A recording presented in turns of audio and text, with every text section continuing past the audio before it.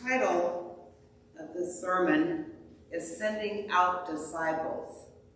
And growing into discipleship means learning by watching, listening, mirroring, and doing. For a long time, Jesus' disciples followed him around and learned from him. They watched as he healed people who were sick in their bodies and in their minds. They watched as he fed people who were hungry. They watched as he welcomed people nobody else wanted around. Sometimes, when Jesus looked at the crowds of people who wanted his help, he sighed, saying, "Who? These people need a lot of help. Their lives must be so hard.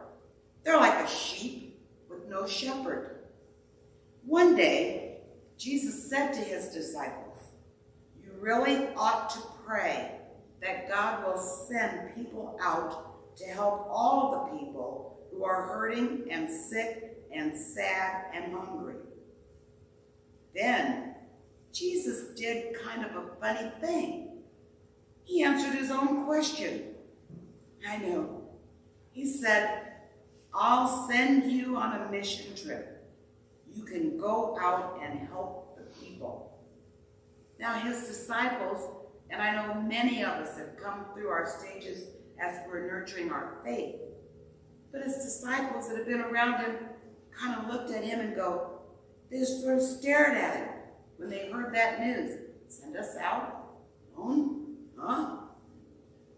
And Jesus, by good little Thomas, and we know doubting Thomas, Jesus goes, Thomas says, "What are we supposed to exactly do?" Well, Jesus' response, "Well, Thomas, what kinds of things have you been seeing me do? You teach people about the kingdom of heaven," said John. And then Andrew spoke up and said, "And you heal people who are sick." Jesus then said, "And sometimes you feed people who are hungry." And Matthew stood up there and he said, "And sometimes you welcome people who nobody else wants around." Matthew knew all about that because before he became a disciple, we remember Matthew was a tax collector. And even today, how many want the tax collector to hound us?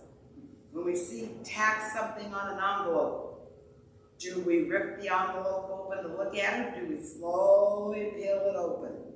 So we know how Matthew must have felt. And Jesus said, "That's right, you got it.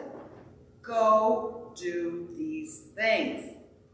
Now, we today are recognizing the leadership programs like VBS and those who continue gaining education for their life to continue in a positive way. Now, just like the disciples Jesus had around him, we ourselves question why or how could they not know what to do like Jesus? How Jesus wanted them to follow through. After all, they had Jesus as a teacher. And still Thomas said, "But wait, you expect us to do all the amazing things that you have been doing? That's impossible." Well, because Jesus answered, "You see me do these things, but before I approached, I prayed." The one thing individuals try to do when they are looking at leadership is the student feels, "I want to be smarter than that teacher." The student should never feel they could be smarter than the teacher, but that what they are learning and with new things that is available, the teacher led them to that line of thinking. But you will not be smarter than the teacher. And this is something that we see in our youth practice today. We want the youth to practice adults, how in worship we respect God. We give our attention to God. When we come to the doors, we ask for God to hear us, to see us. I would not want to be going into major surgery and my one and only chance to work with this great doctor if everything was on a screen that I needed to know, because surgeons have to have, when they have their people around them, their group, they have to know the rhythm of that doctor. You have to know what that instrument is before that doctor gives it to you once it. I would not want to walk into a room being that doctor, knowing I took time to show you, and you're up on a phone, in another kind of book, all kinds of excuses why you can't listen to the word, but we need to learn and represent. This is what people are taking their time to show you through these programs.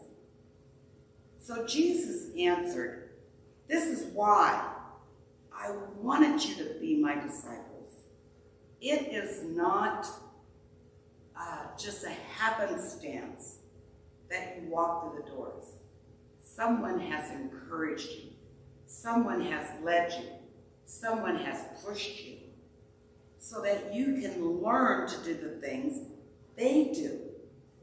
The world has lots of people who need to hear about the kingdom of heaven, and lots of people who are sick and hungry and lonely. And the reason when people say, oh, that person's sick, well, the image that comes in mind, somebody that's laid up in a hospital bed, has how many tubings in and out of their body.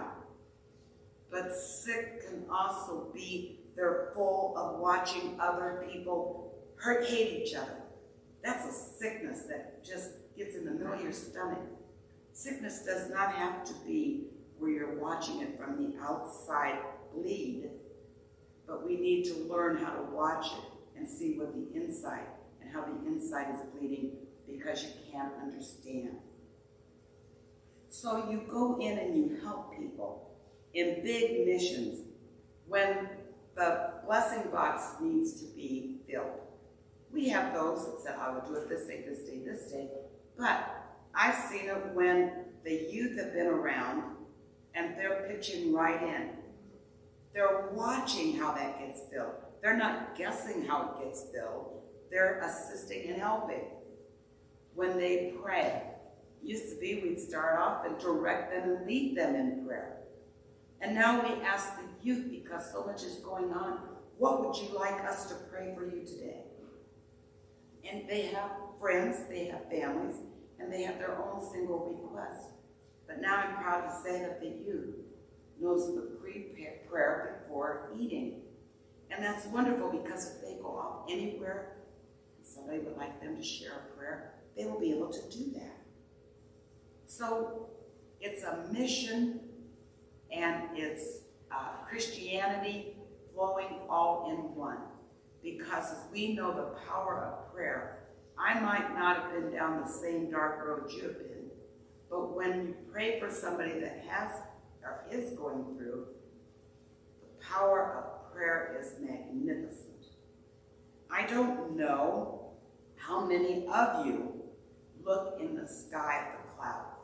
Used to be, and I don't know if they did this because they were giving us something to do as a kid, but it did end up that we did have to learn what different cloud formations meant because we were watching the weather. But yesterday was some of the funniest formed clouds I've seen. One of them looked like it was a block, and it was just stacked straight up. Well, Reverend Art knew from being down south as long as he had, that generally that meant there was a storm approaching over some area. And so being in this situation, it is better to be able to understand what the atmosphere is that you have going on around you. There are many times when we ourselves need to understand things happen in a slick moment. And that is why I'm watching. That is why we ask and see, how are you doing? Do you need prayer? We always pray because we never know what's going to happen. And as we all know, it can happen in a fast moment.